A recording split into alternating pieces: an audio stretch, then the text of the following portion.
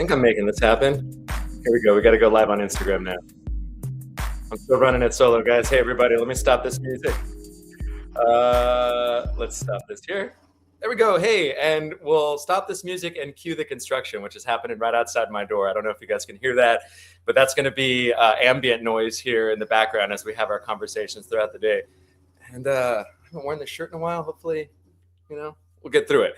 Okay. Hey, it's Thursday. It is March 5th, and there was a big election in Texas this week, and we're going to get into all of that. The power of Latino vote. Is it shifting? Are Latinos going back towards the Republican or away from the Republican Party and towards the Democratic Party with soft landing candidates like Bobby Pulido, the former, or I guess current, Tejano star, James Talarico.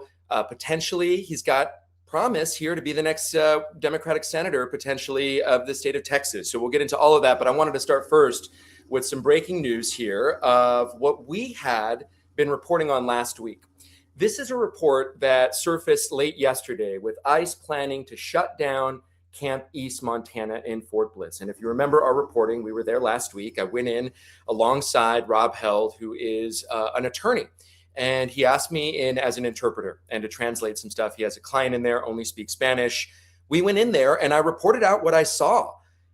The details included inmates, detainees describing a painful rash that was literally all over the bodies of several women, including parts of their feet, their legs, even their genitals.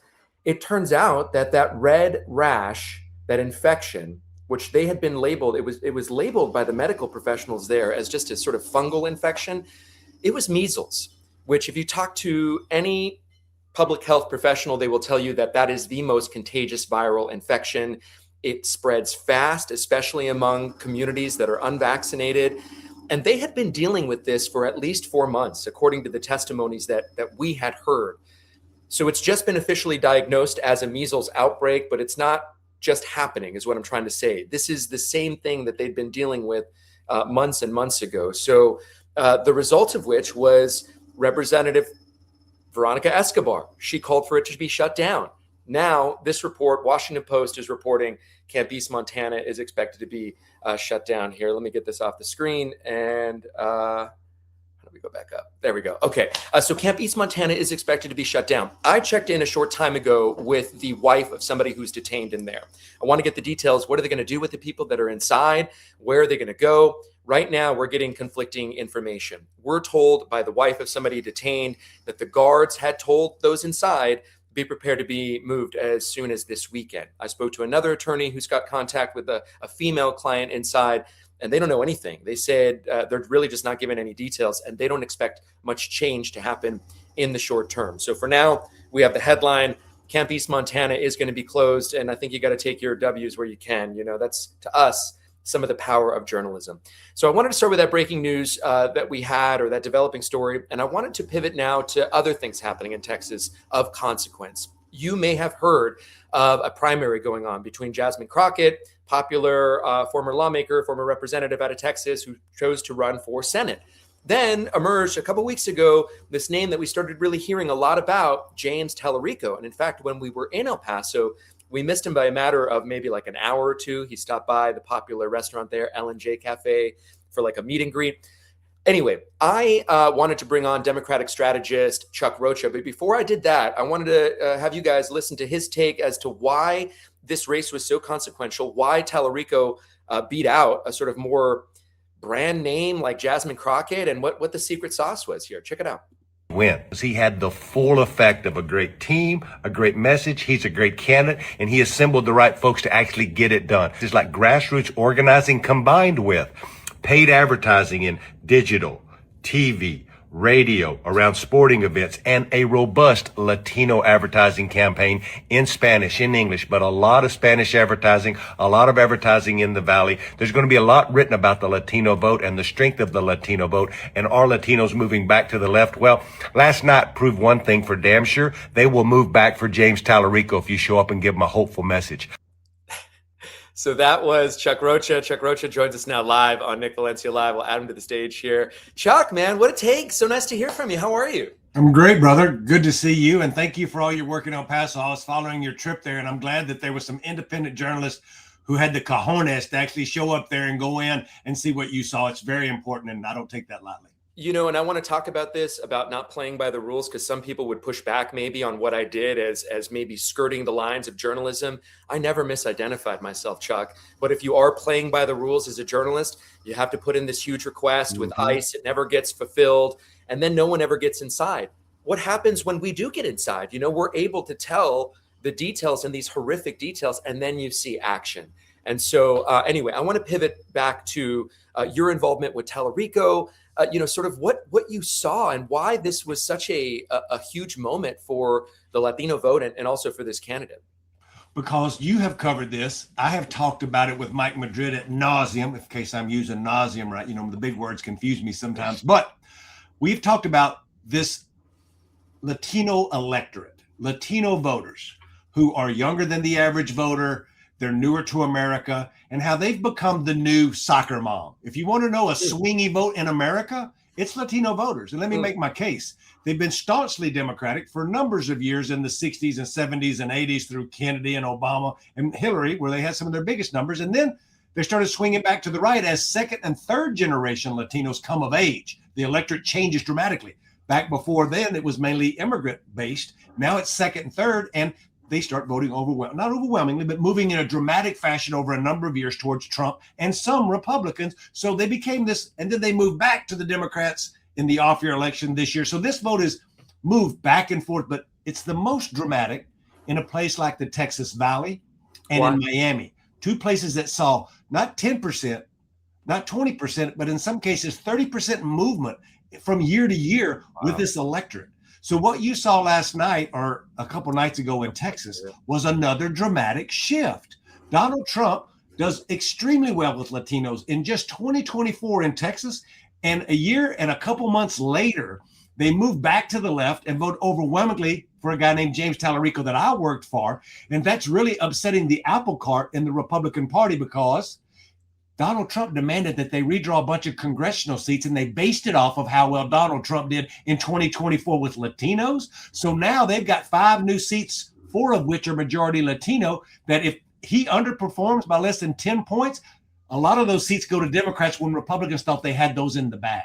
So what's the short answer here as to why you're seeing Latinos who voted for Trump in 2024 now, you know, the first chance they get to vote in a big election, they're shifting back or they're shifting towards Democrats? What do you see as the reason? There's 2 things. There's a lot of economic anxiety within the community, coupled with what you've been covering, which is this anxiety of ICE and immigration raids and folks in our streets and folks getting pulled over for a stoplight and then getting taken to Mexico. And the only thing they've done, quote unquote, illegal was cross the border 25 years ago for the American dream. That's what's really simple that they were told one thing and they're now seeing another. Is it that plain? It's that plain. Plus, with Talarico, you have a guy with a hopeful, joyous message of the happy rebellion of saying we don't have to hate each other. We can love our neighbor. Oh, okay. You can look behind me. This is a rally sign from his rally, not that one, but the one that says love your neighbor is on the back of the Talarico signs in the rally. So he's not just saying it. He has it on his rally signs that we should love each other, which is really dramatic. He's saying some really interesting things. I want to show you some of the things he said punching at the Democratic Party, and then we'll talk about it on the other side here. The party has forgotten how to fight. But this critical moment in our country's history demands fighters, not folders. Imagine a Democratic Party that takes on big money and isn't captured by it. Imagine a Democratic Party that listens to the people, not DC consultants.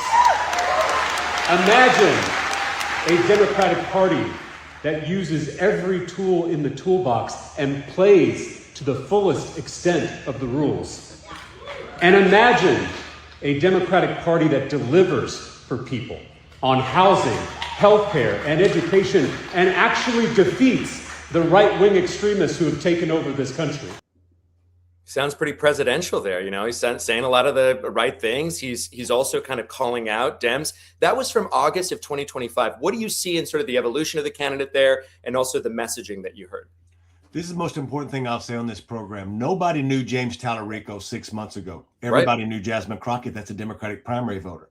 His message is just a message in the woods if he doesn't have a way to get it to people for them to meet him. Just because he shows up and me and you talk about him don't mean that the average American, the average Texan in this case, actually sees him. What James Talarico really did that made him win overwhelmingly the Latino vote was something me and you've been talking about a long time. He took a bunch of resources and took his message and bought a whole lot of Spanish language TV, Spanish radio, Spanish digital, and then went to those communities and backed it up with the rallies that you just saw. That's called the same thing I did for Ruben Gallego and the same thing I did for Bernie Sanders, which is a multi-layered bilingual communication strategy coupled with a really strong, vibrant volunteer apparatus, which, by the way, was 28,000 volunteers strong. You can't just do one or the other. When you do both, you get what Bernie had with the Latino vote, what Ruben had, and what you saw on election night with a special candidate with a special message is James Talarico overwhelmingly winning the Latino vote. I would ask everybody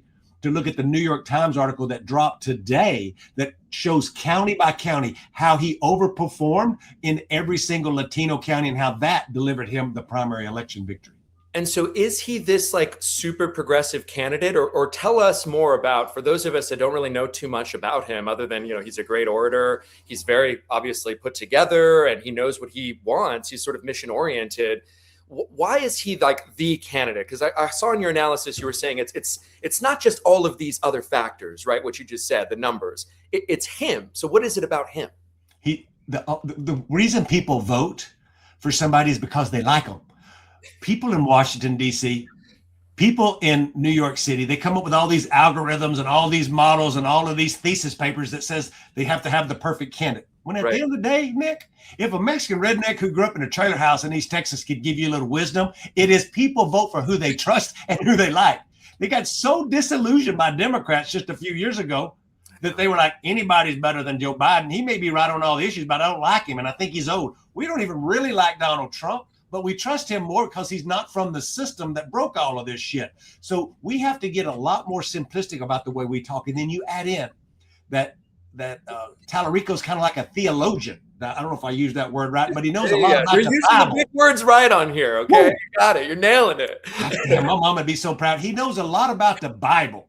And so when he goes out and talks to people, he talks to them about loving their neighbor, like that sign behind me says. Yeah. He talks about what we should be doing, and people see this reflected in themselves when he's like, look, I don't hate you because you're Republican, and we shouldn't hate each other because we're Republican or because we're brown or black. We're going to disagree on things. Let's talk about that. But there are billionaires that are driving us to hate each other while we should be looking left and right and loving each other. And me and you, and you're shaking your head now, Nick, because most politicians just don't talk like that anymore. Well, you lobbed this up for a clip that I took from Joe Rogan, where he seemed to win over Joe Rogan with what he was talking about.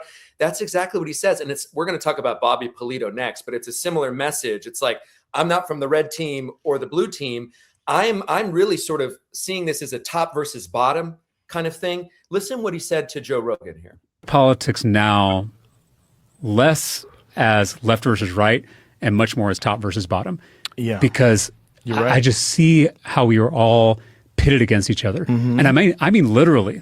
Sure. These social media platforms, they only get clicks when there's conflict. Mm-hmm. Right? They don't get clicks when we're having a conversation, when we're understanding each other. Right. That doesn't get anybody any profit. Right.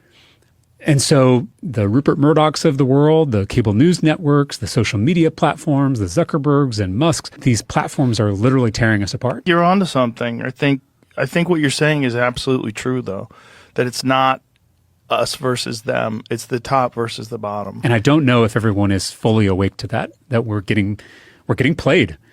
I don't think people are. And I think you saying it is very important. So you hear him say that to Joe Rogan. You hear a guy with the influence like Joe Rogan saying, I think it's really important. And then you start to see the actual results in the ballot box. Maybe some of those Joe Rogan listeners, I'd like to think, were convinced by some of the words that they heard. What do you think? I think that scares the dog shit out of Republicans. That's what I think. I think that they think they own the flag and they own the Bible, and they don't own either one. American flag just to be like, dude, you don't just get to own the flag. No, right? That's why I wear this shirt. This is from Vote Vets. They're a veterans organization. They're like, no. We don't have kings. I fought for a constitution, right? And I'm honored to work with Vote Vets. But that's why I liked and wanted to work for James Talarico. That's why I worked for Ruben Gallego. Like, I really pick and choose somebody when I go to work for them that I truly believe can really make a difference. And James Talarico saying it ain't the left versus the right, top versus the bottom, opens up the door to lots of independents who are like, I've been looking for somebody who's not some crazy left-wing zealot or some crazy right-wing zealot, but talking about economic populism, about what you're going to do to make daycare cheaper. What are you going to do to bring down my utility bills? And now, what are you going to do to bring gas prices down, since we're bombing Iran and gas just went up a quarter this week? It's really difficult. I heard a great phrase. It's really difficult to be passionately moderate. And there's majority, I think, of the country doesn't want this zealot-like atmosphere that we're experiencing right now, which introduces us to the next candidate here. We have Bobby Pulido, and he's another guy that emerged from an area, South Texas. I know it is a very conservative place, man. People there they have big feelings about immigration, about illegal immigration, because they're directly impacted by it. Hay muchos pijos, as we say in Espanol. There's a lot of high class, Mexicans there. So I want to play Bobby Pulido's message. Do I have it pulled up here? I think this is. Anyway, let's. While I look for that, why don't you talk to me about Bobby Pulido and sort of why he is landing as well with some of these voters in South Texas? First of all, let's talk about the district that Bobby Pulido's running in. It's a district that's like a piece of bacon running from straight up Texas from McAllen. So it goes up like a skinny piece of bacon, curved like a piece of bacon, around Corpus Christi, around in between San Antonio, up and down, north and south. And it's 80%, 75% Latino. So it's a heavy Latino district anchored in McAllen that runs straight up in the media markets of San Antonio and Corpus, but don't go into either city, right? So Bobby Pulido is a Grammy-winning Latin artist who's been around for a long time down there singing Mexican music, and he's very popular. This district was gerrymandered to become even more Republican, which is really, really important. This, on paper, is a Republican plus 15 seat. That means it is 15% more Republican than Democrat. But Nick, here's the dagger. That's based off of the 2024 Trump math. So you saw in this district, in the Democratic primary, 3 times as many Democrats voting as Republicans, showing that there's a giant shift back. You also saw all across Texas, not only 30% of the electorate that had no Democratic primary voters, that were new voters, mainly from general election voters, but here's a kicker. 12% of the Democratic primary voters had a voting history where they had voted in the Republican primary in the past. We could see that. That's how you know something very special is going on. And Bobby Pulido, who is a true blue Texas, South Texas Democrat. Everything about him, right? He is Chuck Rocha, but better spoken and better Spanish. I may sing a little better than Bobby, but don't y'all tell him that. I don't want that my secret to get out. But Bobby's a great candidate. And he actually had a primary in Texas from his left by a very qualified Latina doctor who spent $1 million against him, but Bobby still won by 20 points. I think he is uniquely qualified to be somebody who flips one of these gerrymandered seats that I started talking about at the beginning of the program. Let's listen. This is the ad that I was looking for. I cut a little bit of it here and part of his messaging here. Raising 4 boys here. Hell, I don't even have health insurance because it's too expensive. I know for us, immigration is a human issue and an economic issue. Good families torn apart, y nuestra comunidad living in fear. I'm sick of seeing that. Yes, we have to get the criminals out and secure the border, but we can do that without destroying families and our South Texas economy.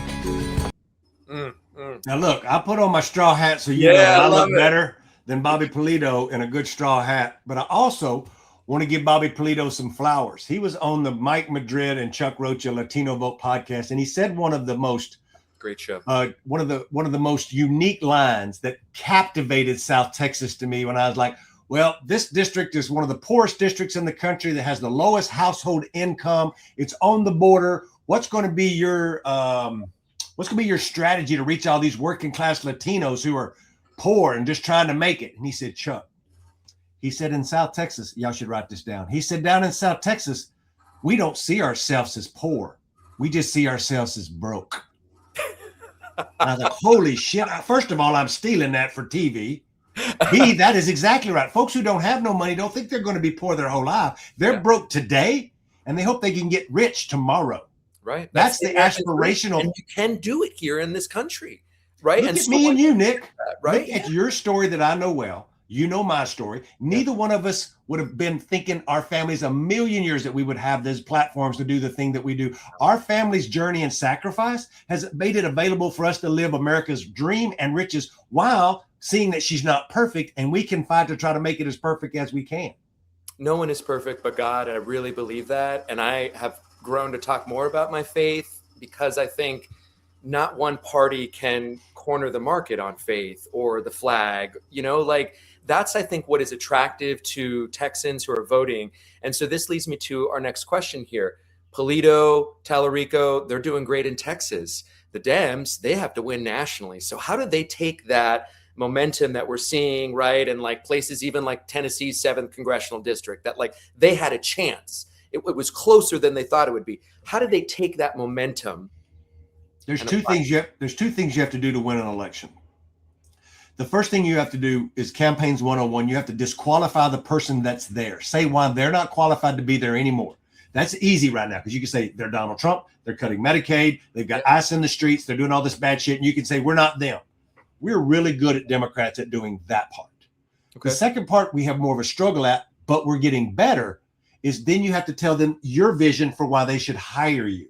We spend a lot of time saying why we should fire the Republicans because of what Donald Trump and the Republicans in Congress are doing, which is heinous. Cutting Medicaid, going to all the things. You can name and pick your thing. All bad, but you could say it's just bad. What's your plan next, right? That's then you pivot and say, but here, and this is what I've been telling my clients. This is what James Talarico does. And then here's my plan for working Texans. Here's my plans for working Californians.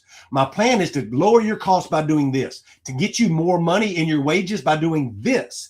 And just like the New Jersey governor who won in November, the first thing she did, because she promised people she was going to address utility prices, is she signed an executive order freezing the utility costs. And it can't go up no more because it's a disaster, right? And she could do that because she created a state of an emergency. That means people will trust her. Democrats have to say the thing they're going to do and then actually do it. We've been fighting for a long time and wringing our hands about all the bad shit that Republicans are doing when we should get to work. Let me give you a James Talarico quote.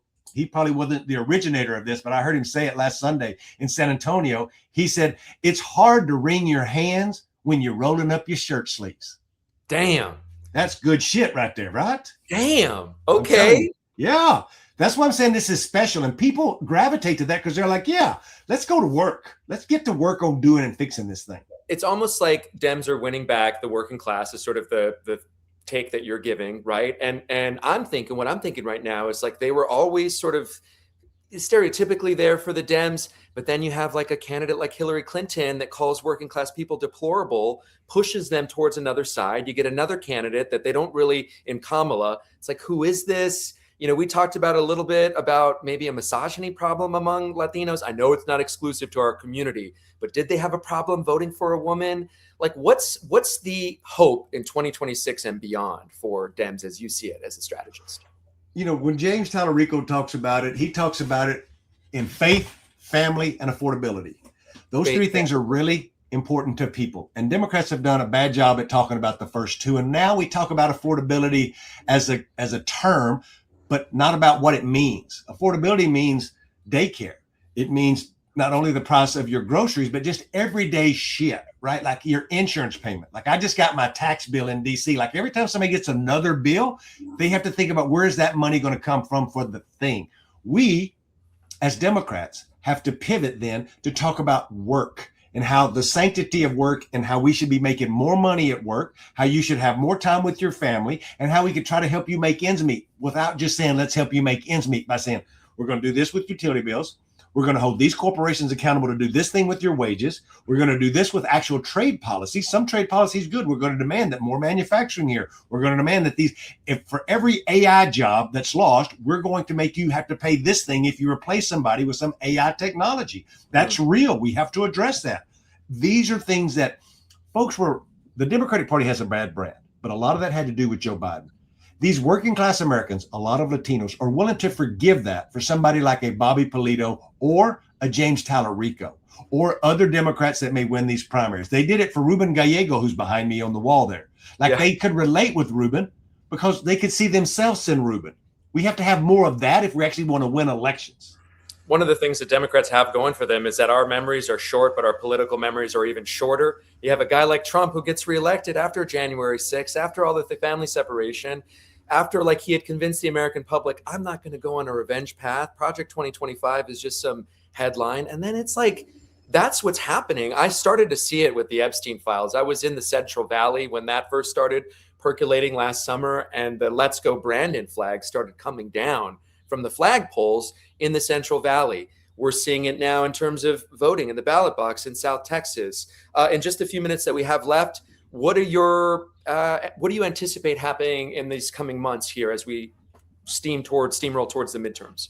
You're going to see Democrats pick up momentum. You're going to see the Republicans continue to tear themselves apart, like in a runoff in Texas on the Republican side of the Senate primary. You're going to see more states and districts come online. But what I mean by that is there's a certain amount of marginal seats that kind of flip back and forth, 50-50 seats. But you see Democrats overperforming so much that they're going to put new seats on the playing field. And for the first time in American history, there will be more majority Latino seats in play than ever before because of our third big word, our diaspora has grown. And because it's grown, it's more than just San Antonio and LA. Now it's more than the Central Valley. Now you have all these districts that's 20 and 30% Latino where their voices are really going to matter. And right now they've been under attack based off of your reporting and my knowledge. Folks are really, really aggravated at what they're seeing. They're like, I risked my life. My mother and father risked their life to come here. And this is not the America that we signed up for. We're better than this. Hence why Talarico is doing better. And that's what keeps me optimistic as we move into this election is you're going to see a lot of change moving towards November. You know, it's this feeling that the institutions have been corrupted and this top versus bottom kind of thing. Also, I want to give you your flowers. You got in diaspora, theologian, and there was another big word that you dropped in, Chuck Rocha. I forget what it was. I ain't never been to college, but I talk a lot of shit. Hey, if you guys want to catch up with Chuck Rocha, he has a podcast with Mike Madrid, another brilliant political mind. It's called the Latino Vote Podcast. You could also catch him on his Substack show. He's got one we've been on before. Chuck, Rocha Revolution. Rocha Revolution. The stage is yours. Go ahead. Plug yourself. Look, the Rocha Revolution is where I give a little space and a little grace every Wednesday. Sometimes we move it to Thursday, all depending if got something going on. But come by and see us on the Rocha Revolution. Sign up, subscribe, do all the things, hit the buttons, like it, unlike it, come on and share it, call your mama, all those things. You could also see him on CBS and, of course, my former home, CNN. That's where we first met. Great guy. Can't wait to see you in D.C., Chuck. Thank you so much for taking the time with us. Keep it going. You got it. Yes, we will. Yes, we will. That was Chuck Rocha, and we will keep it going. And we're going to pivot next to our next guest, who I believe I saw join in the room a short time ago. Yeah, Ariane Betancourt is in the room here. I want to play a story that we did on her. Ariane is, just like Chuck, one of these really dynamic personalities. I mean, she could probably have her own show, her own podcast. She is incredibly well-spoken, and it's authentic. It's not this performance, right? It's really... she's stepping up to meet a moment because there's a moment to meet. Her father was taken into custody. Her father has severe medical conditions that need treatment that he is not getting. Ariane has been fighting for her father's freedom. She's been traveling around the country. She left her job as a tour guide in South Florida, and she has shown up in places that matter. More recently, she was at the hearing for Kristi Noem, DHS secretary, where she was part of a group of families who had loved ones in detention. I want to play you a clip of her here and what happened there, and then we'll talk to Ariane on the other side. Immigrants. What? Stand with immigrants. Right. We stand with immigrants. Put the stick on immigrants. You want to know who we are? We are families who've lost loved ones to illegal alien crime. We are families who have families detained in an inhumane system, oppressing them, violating their basic human rights. And Ariane Betancourt joins us now live on Nick Valencia Live. Thank you, Ariane. It's so nice to see you again. Yes. Nice to see you. Oh, you too. I'm so proud of you because I know how hard it is in a moment to get out words, not let alone like words that land like that. I mean, like How were you able to get your message across so succinctly in the moment that you had right there in that clip that we just played? Anger. We were sitting behind, we were supposed to sit in the front row. They invited us to the hearing. They asked us to speak at the hearing. And then they sat us next to the angel families, and they were like, they didn't want to sit next to the immigrants. So they moved us. We were sitting behind them. They had an issue with us being behind them. They moved us again. And after they moved us the first time, I was triggered. And they kept talking that, I kind of saw their intent on trying to like take over the narrative of the situation, and kind of, I spent 5-6 hours at the hearing my community, my people being villainized, being dehumanized.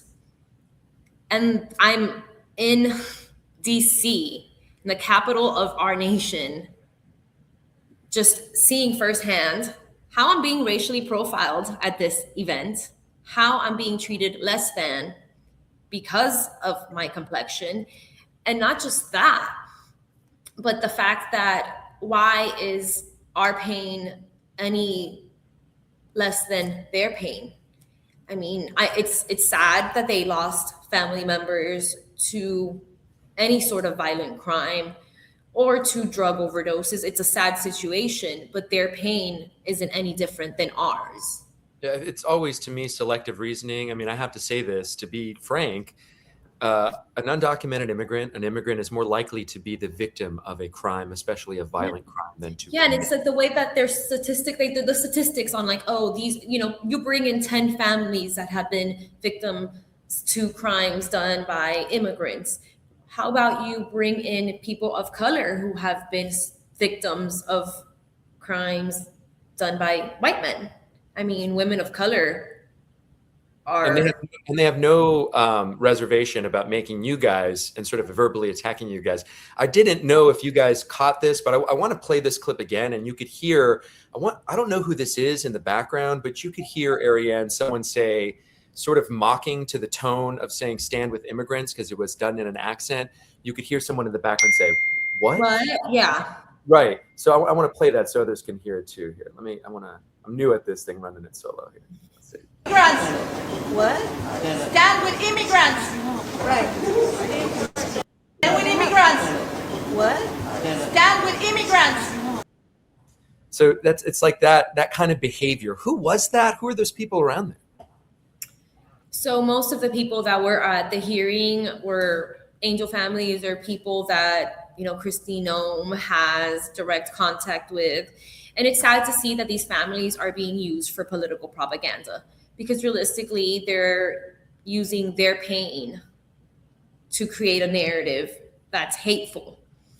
So from my perspective is, you are not helping these families grieve. You are just cultivating more hate.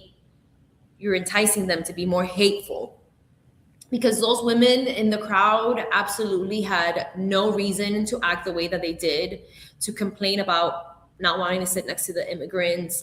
And the fact that the people at the Senate hearing went along with the racism and moved us, and then tried to feed me a nonsense excuse as, no, we sat you in the wrong section. We've been sitting there for 2.5 hours, and now you notice a mistake and now you want to fix it.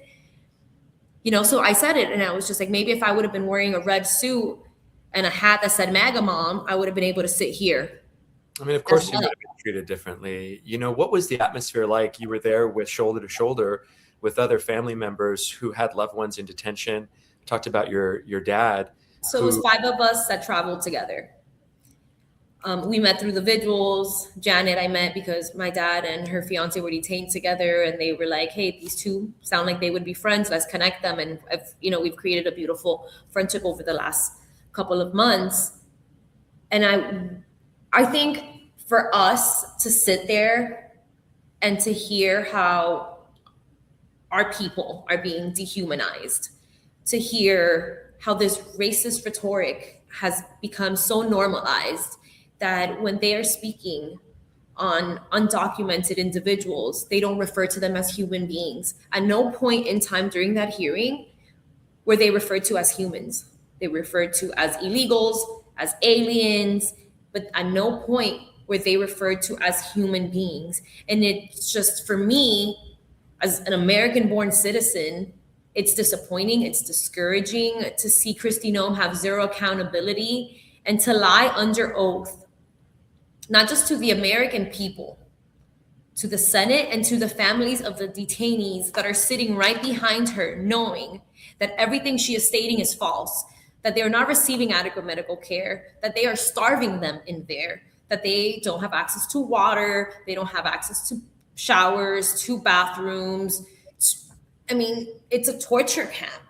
It's a torture camp. And for her to sit there and lie to the American people and to still be in this position of power, I mean, that's how you know the system is rigged. Because any other job, any other real job, someone as incompetent as Kristi Noem would have been replaced already. You know, it is basic human standards are non-existent. And I know that these facilities people have called them concentration camps. And I'm reluctant to use that because I think it's so distinctly, the gas chambers, the Holocaust. I don't want to falsely conflate the two. I was just in a detention center, and then I hear stories all around from these private prisons. And I understand why people say concentration camps. I don't want to be critical of that. Everyone, use the words that you want. To me, they aren't so much death camps as they are a place where people die slowly, and that is the formula. Yeah, they kill your mind and your hope and they kill your humanity. You're still alive, but your humanity's gone. You have no dignity. I mean, they force you to want to give up. I want to play this clip of you outside of Vigil or talk about it on the other side, because, we mentioned how, Ariane, that you've been traveling around the country. You have been especially active in South Florida, outside of Alligator Alcatraz, where your father was. Is he held? Is he back there now? Or he's back there now. After they took him into Mexico and tried to deport him, they took him back to Alligator Alcatraz. So we're going to play this clip of you outside the Vigil, and then I want to talk to you about all this shuffling around of your dad here. Week after week, I'm here as much as I can be, because I love my father so much that I know that the one thing that I cannot lose is hope. And a lot of times people ask me, how do I do anything?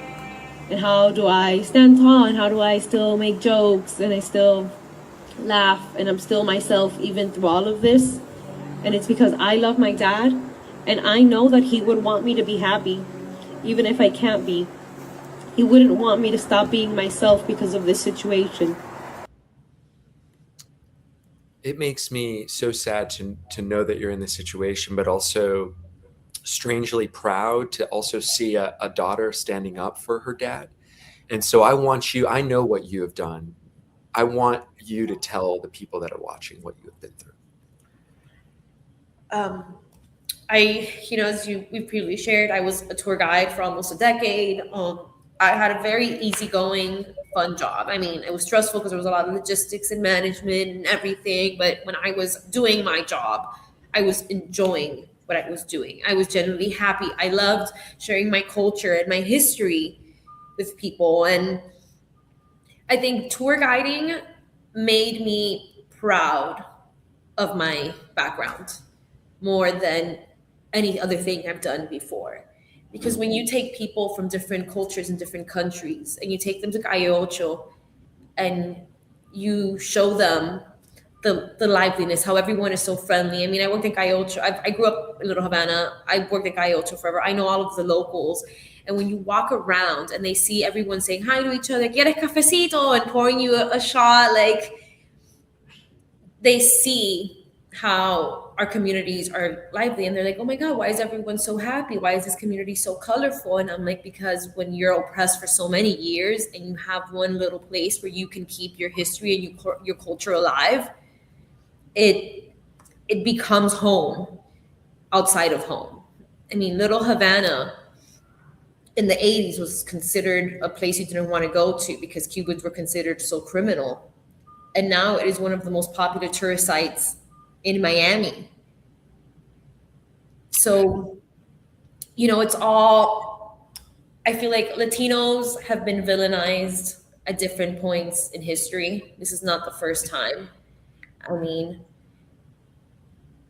I think people of color in general, minorities, have been villainized.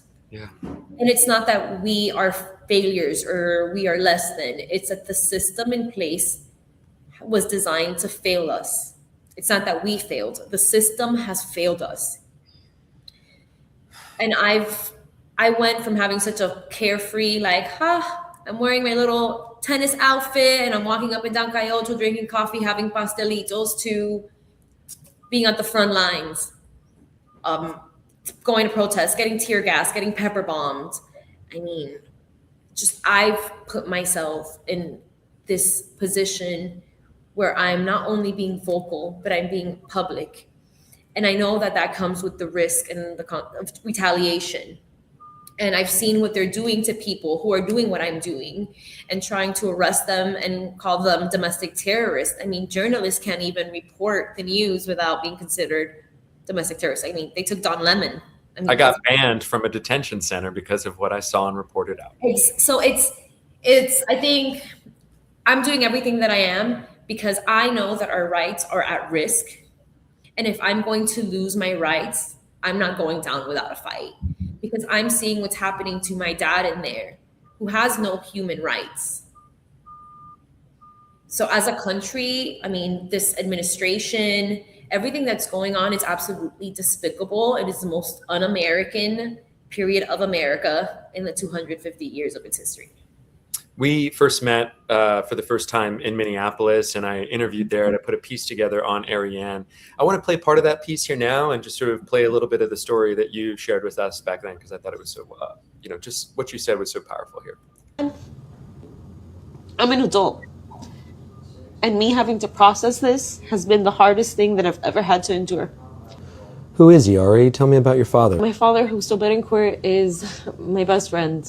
So my father was detained by ICE on October 29th of last year at his routine check-in at the Miramar Center in Miami. He's been in 3 detention centers in 90 days. Alligator Alcatraz to the Chrome Detention Center, then from Chrome to El Paso, and now from El Paso they're saying they might bring him back to Miami or they might make him go to Louisiana next. From Alligator Alcatraz, they moved him because they told him he was a liability. He's completely been denied medical care. He ended up almost dying. Because they were either under-administering or over-administering the insulin. And he kind of went into diabetic shock. My dad is a sick man. He's diabetic, he has neuropathy, he's schizophrenic, he has medical issues that are serious that require full-time care. This is not to debate you, but I want to hear in your own words, why does your father belong in this country? Because he raised me. And what I'm doing, that's what being American is. That's being patriotic, is standing up for the people who can't. That's what being an American is. And if I'm a reflection of everything good in him, that should be enough. I had never heard anyone say what you said at that moment, and that stopped me. I remember having I remember thinking, wow, okay. I ask that question often to people, again, not to bait them, because I think it's just powerful to hear in your own words. The fact that he is American because he raised you, and what you're doing is the core and definition of being an American. Liberty and justice for all. I mean, yeah, you still feel that, of course, right? I mean, I would love for you to speak on it more. I do. I mean, whenever I see pictures and clips of just any picture of my dad, I can't help but, I just cry. I break down because I miss him. And I feel like I've kept myself so busy during this whole process trying to find ways to advocate for him. And I've learned to find joys in the sadness and in the uncertainty and the fear. But I also know I have a duty as an American to stand for what's right. I know what my Constitution states, and I demand accountability from the elected officials and people in power. They took an oath to the Constitution. So how am I just a regular citizen, an everyday citizen? How do I care more about the Constitution when I'm not the one who took an oath to protect it? What's your last this last question for me is, what's your message to people that are going to be heading into the ballot box this November, another consequential election? I mean, they all seem consequential. Everything is like the most major election in our lifetime. What is your message to people as they head into vote in November? Vote, and look at everything going on around you, and forget about your political affiliations. This is not a matter of politics anymore. This is a moral issue. Are you on the right side of the morals, or are you on the wrong side?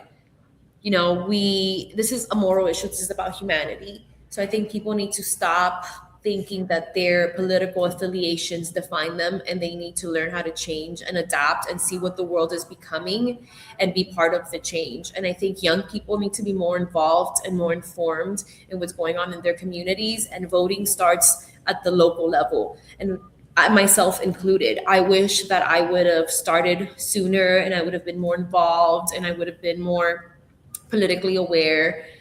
And that's why I think I'm pushing so hard now to make up for the times that I wasn't fulfilling my duty as an American. And, you know, I want people to know that you're not alone. And I'm always like, I'm reachable, I'm willing, I'm open to people calling, texting me, messaging me.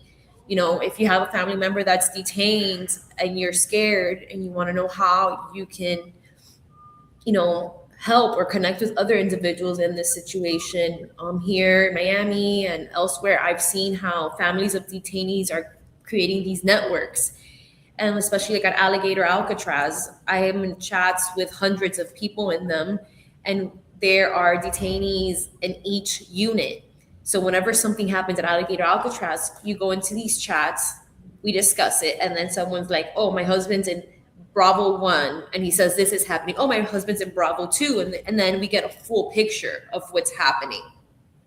And I think this is something that they were not expecting. I think that they thought fear was going to continue to divide us, but it's uniting us. And this is what we need to continue doing. I mean, go out, protest. Do not let media fool you. The protests are not violent. The only people being violent and vicious are the ICE agents, because they're untrained goons who just want their little bonus. They have to meet a quota, and we've seen it. I mean, like, Kristi Noem lied on their oath about that they have to meet a quota. I mean, Stephen Miller was tweeting about it. Like, it's just the lack of accountability in our political systems. It's not that they just overpowered everything. No, it's because we were not involved enough in what was going on around us. We became complacent that the system in place was working efficiently and was working for us. And we, the people, are not happy. And we, the people, need to take a stand, be loud, be proud, and be dedicated to our causes. Because it might not be affecting most people directly now, but it's coming. I mean, Por eso decimos, solo el pueblo salva al pueblo. You know, only the people will save each other, and you're doing exactly that. You're doing your part. I know you're doing so much. Ariane, you said you're open to connecting. Part of what you're doing is that fellowship and building that community. How can people reach you? I know there's people that are watching this that are, you know, or maybe even watching it on replay that are impacted by it. My Instagram is public. You can message me on Instagram. What is it? How do we find you? What's your Instagram? So it's at Ariane with 3 E's. I'll put it, let me see if I can edit my name now, and I'll change it. Okay. So it's Ariane with 3 E's, is it? Yeah. Okay, we'll share your stuff. It'll be out there. I'm sure that people will be able to find you. I have collaborated on a post, that story that we did. I tagged her in it. You could probably find her through my social media, or you know, you show how much younger you are than me and how quick you could do that stuff. Ariane, that's her handle right there across all social medias. Thank you so much, Ariane. No, thank you, Nick. I mean, I was like, I love everything that you do. I love how you represent us and stand for us and for our communities. And I know in your position, you get a lot of heat for it. But, you know, people like me are proud to see people like you in these positions, speaking up, advocating, taking the risks, putting yourself out there, doing what you did in Minneapolis, doing what you're doing in Texas. You know, it gives us hope. It reminds me that I'm not alone. And to see someone who looks like me and can speak like me doing what they're doing for the community. This is God's work. I'm like, Amen. what you are doing, and I'm proud to call you my friend. I'm proud to be able to work with you and collab on this and to bring attention to the people that need it most. It's for the people. That's For the why people. we do it. Mary Ann Betancourt, thank you so much for taking the time with Nick Valencia Live. God bless you. God bless you, Nick. See you. I didn't mean to cut you off there at the end. This to me, you may have noticed it when you first started watching the show that I looked a little heavy. Today I noticed it when I was looking back, especially in that interview with Chuck Rocha. He's so bright and shiny. I am, in the last 24 hours, really feeling the stuff that we see. I hate to talk about this stuff because you all know it's sad, and you don't spend an hour with me out of your day in order to talk about more sad shit. And so I try to do it in a way that is, that's engaging for you, right? In a way that, like, you see stuff visually and you're just not up here hearing me whine and be this like whiny liberal guy or something, right? But the fact is, in the last 24 hours, I've heard some really courageous stories specifically about daughters and their fathers impacted by this. And being a girl dad, that stuff really resonates with me, because part of why I'm doing this is because I know that one day my kids will figure out exactly who I am. And when they do, I know that they're going to be proud. I know that my kids love me. And a couple weeks ago for Ricky's birthday, I dressed up like Spider-Man. And he really thought it was Spider-Man. And in that moment, I'm going to get through this without choking up. In that moment, he took, one of the things he did is he took Spider-Man over to these awards right here. And he talked to Spider-Man about his dad and how his dad's the best journalist. I didn't even know he knew that word. I knew he knew I was a reporter, but he said, I'm the best journalist and I win awards. And for helping people. And so even if they don't know exactly what we're doing, the kids are watching. Our children are watching. This show and part of this platform, we stand and are willing to die on this hill of protecting the most vulnerable. And for me, that starts with our children. Our children are the most vulnerable. And I'm doing this because we are hearing so many awful stories about what is being done to children in America under the banner of our flag. I want you guys to go, as we wrap up this show, check out my latest report out of South Texas, Dilley, South Texas Family Detention Center. They call it Dilley. That's where 5-year-old Liam Conejo Ramos was taken. It's also where you may have seen that drone footage that people thought was so haunting. It must have been AI. It was real. That colorful people dressed in prison garbs and that drone footage. I don't want to use those words like concentration camps, but the fact is this is a place where people go to die slowly. There is no medical care in there that's worth talking about that actually even resembles medical care. I talked to you about in Camp East, Montana, they had measles for 4 months. We go in, we talk about it. Somebody goes in, they diagnose it as an outbreak, right? They've been having that outbreak for 4 months. In Dilley, they're not only not getting the proper food, children as young as toddlers are like violently throwing up regularly around in shared spaces, and the staff and the officials whose job it is to help them.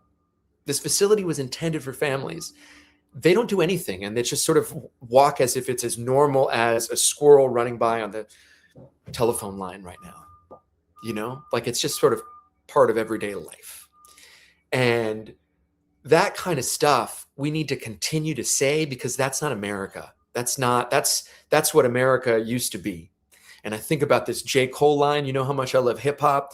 And he says, you came a long way. The bad news is you went the wrong way, right? And we've come a long way since Japanese internment camps, but it seems in 2026, we've actually gone the wrong way, because we are literally building these facilities on the sites that were formerly Japanese internment camps. Think about that. That's not a hypothetical. That's literally happening. And then I described to you all of these details, and it's just sad, you know? But our job as journalists is to report the reality, not what we wish the truth was. And right now, we have this rose-colored picture painted to us by DHS Secretary Kristi Noem, President Trump, Stephen Miller, Steve Bannon, Greg Bovino, Tom Homan, the list goes on. And they are telling their supporters to believe that they are doing right by people when we know that they are not. These are places where people go to die slowly. That's where I've landed. That's the conclusion I've landed on. That's my truth, and that's what the truth that you're going to get reported out here. I want to leave you with this picture because it's a theme about what we're talking about today. I saw it on History Cool Kids. I'll bring this up here. This is a cartoon from 1953, and it shows that not much has changed. And so you see all these fat cats at a table with endless amounts of money, stacks of racks and racks of cash, and you see all these tables like healthcare, the arts, the sciences, and they got no money. It's not the left versus the right or blue versus red. It's top versus bottom, guys. And I think a lot of us are stuck in the middle of that. It's hard to be passionately moderate. I started this program with the intention of trying to reach a lot of people, and knowing that I had a lot of people, you know, on both left and right and everywhere in the middle. My first guest was Joel Cavazos, a Latino for Trump. And then within 12 hours, I got my first person that decided to say I was full of shit, and that if they wanted to see this both sidesism, that they can just go and go back and watch cable news. So I tried, I think, to find a voice here, and I've found it. And where I've landed on is that my professionalism is my credential, and that I just need to be exactly who I am. I don't need to be the person that somebody else wants me to be, or that somebody in my ear is telling me to be, or that you guys want me to be. That's the real trick in this content creator space, in this newsfluencer space, is to stay to your morals and to your principles. I was going to wrap up the show, and just as I was going to end the show, Mona Diop showed up. So I'm going to add her to the stage here, and we could ask her a couple questions about what's going on with her son. And before we bring her on, I'll show you the story that we did on her son. They got the wrong one. Man with sickle cell disease fights for his life in custody. And this is Ibrahim Diallo. He suffered from sickle cell. It's a daily act of defiance. He's been here in this country since he was 5. He had a seizure, put him in the hospital, and it was during that his immigration status was revealed. We spoke to his friend, Clayton Hilliard, who voted for Donald Trump and has been strongly advocating for him. If you want to go back and read that story, you can. In the meantime, we want to introduce you here to his mother, Mona Diop. Mona, say thank you so much for coming on the show. What's the status of you? I'm very sorry. I was doing something and I just remember the time passed. I apologize about that. Don't worry about it. You've been a very supportive. Oh, thank you. And I don't want to talk about me. I want to talk about you, and I want to talk about your son in the little time that we have. Tell me what the status is of your son and just the impact it's had on you. Bad, very badly. Very, very badly. Because first of all, me not seeing him, me being separated with him for 18 years without knowing where he was. His dad took him away from me when we divorced. And the reason why I came to the United States, it was to help him for better health. But things turned out to be like that. He's undocumented. I was undocumented for 20 years here, very afraid.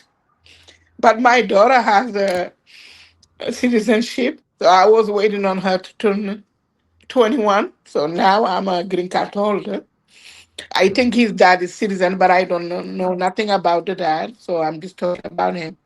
I mean, I So guess just that's it. That's how everything. you thought that he was gone. You didn't know where he was. You separated from your husband. Your No, husband no, I took took Ibrahim, him away, and I and I thought he's gone. He's that because with the sickle cell anemia, the way why I brought him here, the reason why I brought him here back home, I had money, I could do a lot of stuff. So he was 4 years. One night I took him to the hospital and they say he's dead. I say no, he's not dead. And I heard people say, "Oh, the boy is dead." I say no, my son is not dead.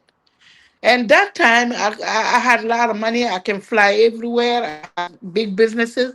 I was very entrepreneur, and I started it coming to United States in 1992, buying stuff, taking back home, selling, having a stores, having a lot of stuff. So I decide my son health is better than that money. Okay, my daughter. I came here for in vacation in 1995, and I couldn't go back because they say I cannot fly back because I was really pregnant. So I decided to stay and have the baby. That was my daughter. She just turned 30.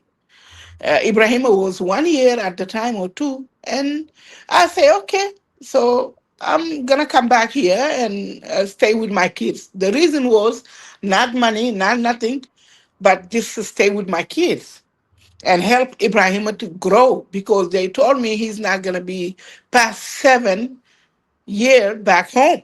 He's not going to leave past 7 years. and so I what's his say, status now? devil is alive. He went through a life. He had a great life. He spent a lot of time here in Roswell, Georgia. That's how we found out about him. Yeah, Georgia.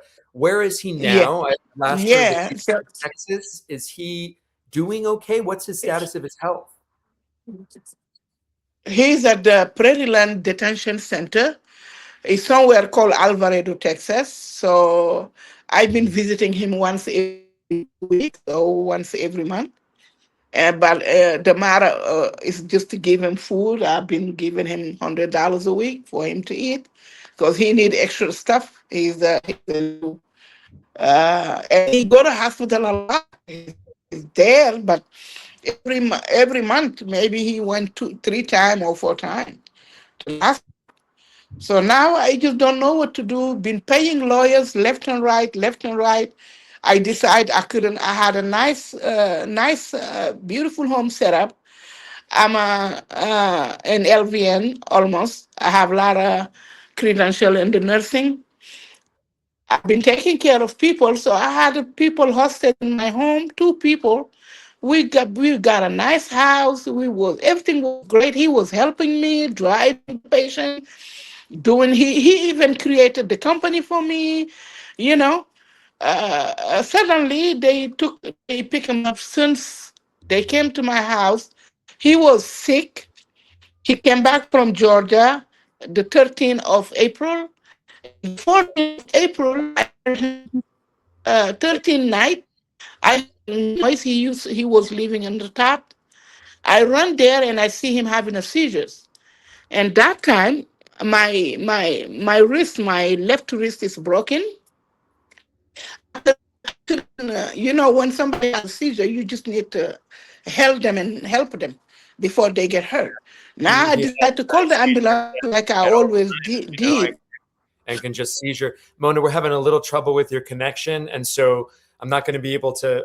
I think it's better just cut it short here. But the question I want to ask you before I let you go, if you could speak to President Trump, if you had his ear and he was in front of you instead of me right now, what would your message be to President Trump? Mm-hmm. Just to just rewind back and look at cases like Ibrahim. Ibrahim didn't come here by himself. I brought him here, and after that, I was afraid just to help everyone who need help. And Mona Ibrahim Diop, needed help. Ibrahim does need help, and right now he's in the Prairieland Detention Center suffering from sickle cell disease. He hasn't been getting proper medical care. Mona Yes. has also been struggling financially. And full disclosure, Yes. she has a GoFundMe as well. Yeah. We'll share that on our page. And for those of you who feel potentially compelled to help Mona out, we've shared her link before to help out with legal fees, and that's helped a little bit. Anything, you can clearly see it's impacting her, not just emotionally, Thank you. spiritually as well. So thank you so much, Mona. And I'm sorry about the connection. We really appreciate you joining, though. That was Mona Diop, the You're mother welcome. of Ibrahim Diallo, You're welcome. who is in custody right now in the Prairie Land Detention Center. And that is our show. Thank you guys very much for joining and for sticking with us through, this new format that we have going on, where I'm running it and hosting it. God, man, what a day. Go do something that makes you feel good about yourself, and do something that makes you smile. Whenever I feel overwhelmed, I look down at where my feet are, and I look up around, and I realize that the world is not as chaotic as it might be in my mind. And right now that doesn't really reflect, because there's huge construction and there's like a bobcat and a bunch of cement chopped up on my block right outside. So the world is like literally chaotic out my front door, but we'll pretend and close our eyes that we're in a awesome and better place. Thank you guys for being with me, for sharing, liking, subscribing. If you're watching this on the replay and you want to see that right there, that QR code, that's to donate, so you can continue to fund this independent journalism that we're doing, and we can be out there in the community where we belong, telling stories. That's our show for today. Thank you guys, as always, for helping us make truth go viral. And as always, have a great day on purpose.